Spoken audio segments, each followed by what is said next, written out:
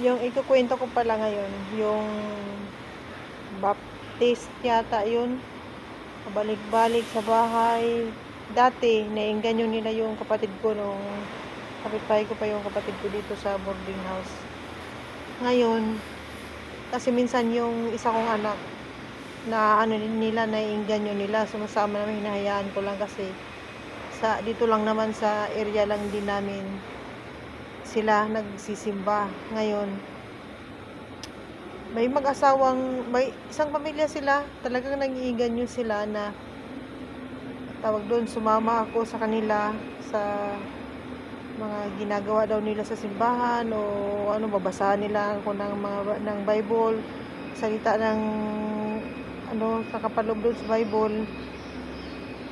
Ngayon, una, tinatanggihan ko lang na ang sabi ko, ay pasensya na po, hindi po ako nakikinig sa ibang relihiyon o ano.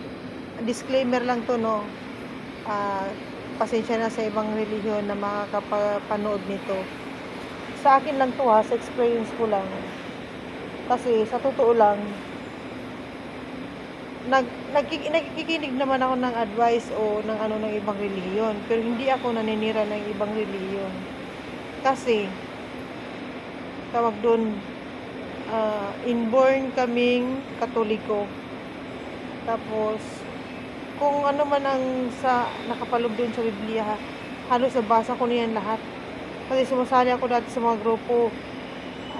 Couples for Christ pa dati yung mga magulang namin. Kasama kami mag-prayer meeting, kasama kami sa lahat ng event. Tapos nung nag-asawa ako,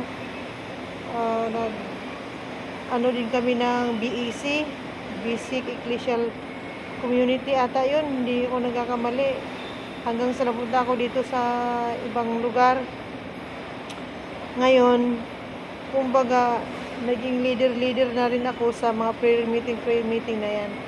Kaya hindi ako madaling maniwala sa mga nag-ano ko noon ng mga Bible study na yan na ibang relihiyon.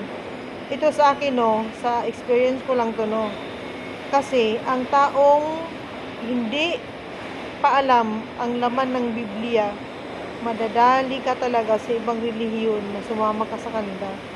Kasi mahina yung paniniwala mo sa relihiyon mo o hindi mo sinasapuso yung laman ng Biblia.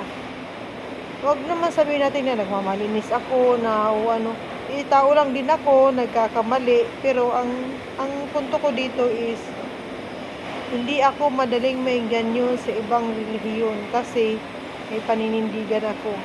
Kung ano yung relihiyon ko nung kinagisnan ko, hindi relihiyon kong paninindigan ko hanggang sa kamatayan ko. Ganun yun. Kaya may pamilya talaga yun na ano, pag sinabi nilang, bakit ano naman, gusto namin magsaysay kami sa iyo, sinasabi ko kagad na, pasensya na po, hindi po ako nakikinig sa ibang relihiyon. Kaya kung sa Bible lang po, marunong po ako magbasa at alam ko ano yung doon sa Biblia. Kaya pag nakikita nila ako, hindi nila ako pinapansin. Kasi alam nila yung sagot ko. Yun.